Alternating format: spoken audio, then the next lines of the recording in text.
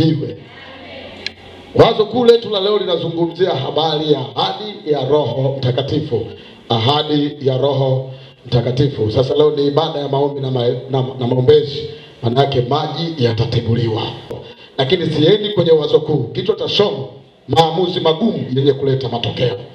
Andika na kuonjesha kidogo ili kusudi jioni uje kwenye semina. Maamuzi magumu yenye kuleta matokeo. Andika. Gani nafundisha hivyo? Kwa sababu leo ni ibada ya maombi na maombezi. Maana yake tunazunguka, tunaenda namna Roho Mtakatifu atakavyotuelekeza. Maamuzi magumu yenye kuleta matokeo. Maamuzi ni nini? Ni hatua ambayo mtu anachukua akiwa anaamini anakwenda kushinda. Ni hatua ambayo mtu anachukua akiwa anaamini anakwenda kushinda. Kuna wakati mwingine unaweza ukaingia kwenye hatua ya uchumba, ukawa na uhakika wa kwamba utafika kwenye mahali fulani. Matokeo yake ukachukua maamuzi, wakati mwingine ukasema nimempa moyo wangu. Yaani moja kwa moja ukachukua maamuzi, hata akwambie mtu yeyote huwezi kusikia. Lakini unakuwa moja kwa moja umechukua maamuzi ya hatua na una uhakika unakwenda kushinda. Sasa mimi ninachokizungumzia ni ushindi wa kuleta matokeo yaliyo mema kwenye maisha yako. Bwana Yesu asifiwe. Bwana Yesu asifiwe. Maamuzi magumu yenye kuleta matokeo. Wengi wanaingia ndani ya kanisa lakini hawaamini katika kila wanachokiabudu. Tupo ndani ya kanisa.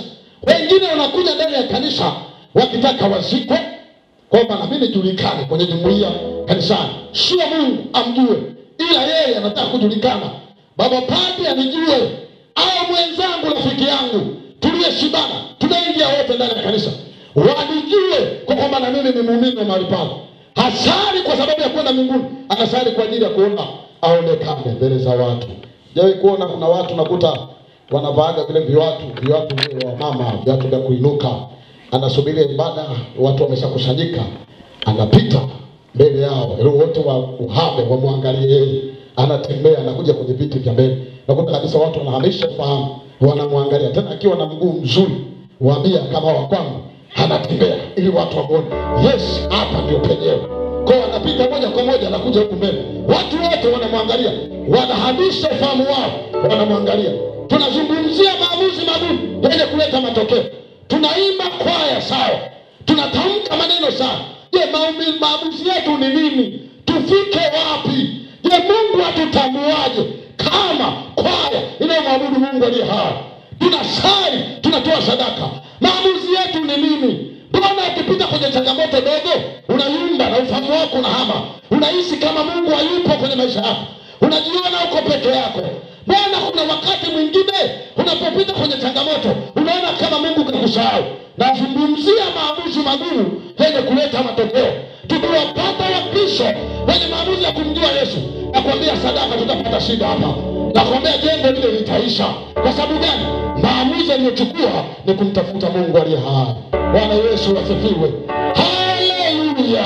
Nazungumza na waamini wanaomwamini Kristo, wanaotaka kwenda mbinguni, ndio naozungumza nao.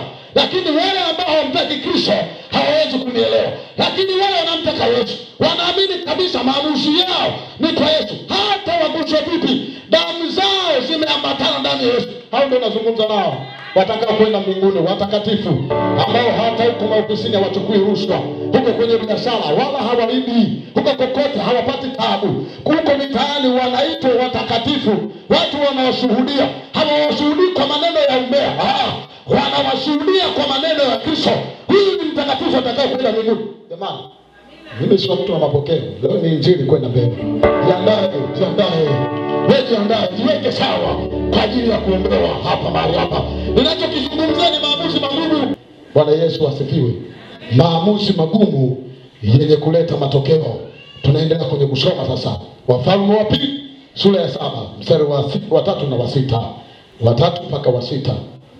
Biblia inatufundisha, inatuambia kulikuwa kuna wakoma wanne wamekaa kwenye lango la mji. Yaani sasa hivi ningesema ni kama pwani, lango la kuingia Dar es Salaam. Wamekaa kwenye lango la mji. Biblia inasema mahali walipokuwa wamekaa kulikuwa na njaa. Wanateseka, wanapata maumivu. Wakaanza kuwaza mioyoni mwao, na ufahamu wao wakaanza kufikiria, wakasema twende mjini, lakini tukienda kule mjini tutauawa vile vile, lakini pia kule kuna njaa, twende huko kwa sababu tukijichanganya na hawa watu inawezekana wakawa na mioyo ya huruma, wakatuhurumia, wakatupa chakula. Hao wakoma wanne wenye kutoa harufu kwenye mikono wanaanza kujiuliza, tunakwenda huko inawezekana tukatengwa, tunakwenda huko inawezekana tukapigwa, tunakwenda huko inawezekana tukauawa, lakini tukikaa hapa tutakufa vile vile kwa sababu kuna njaa. Twende huko mjini. Maamuzi magumu yenye kuleta matokeo. Wale wakoma wakaamua kuchukua hatua ya kwenda mjini moja kwa moja. Walipokuwa wanakaribia lango ya kuingia mjini kabisa, Biblia inasema wakakimbia wakaacha fedha, wakakimbia wakaacha chakula, wakakimbia wakaacha dhahabu. Biblia inasema wakoma wakaingia. Walipoingia wakapata chakula, wakafurahi. Maisha yao yakuwa ya umasikini kwa sababu walichukua fedha, walichukua dhahabu. Baada yake maamuzi yao yalileta matokeo. Kumbe kuna faida katika maamuzi. Unapochukua maamuzi, na kuambia usijidharau. Hapana. Chukua maamuzi yaliyo kweli. Mungu anakwenda kukuinua kiwango. Iwe ni ofisini wanakudharau, unakwenda kupandishwa cheo. Iwe ni kwenye biashara yako inaheshimika kwa jina la Yesu. Iwe ni mahali kokote, nakwambia unakwenda kung'aa, unakwenda kupendeza. Hakuna atakayekufa wala atakayepotea, hakuna atakayepooza. Natamka na watu wenye ushuhuda wa kumwamini Kristo, nenda ukapokee baraka zako. Nenda utakapokanyaga, washangae washani, wakimbie wakuachie, wakiachie kiti chako, waachie maisha yako. Kama wakoma walipokea wakati waishi, nenda ukapokee nawe kwa jina la Yesu. Nenda ukapokee.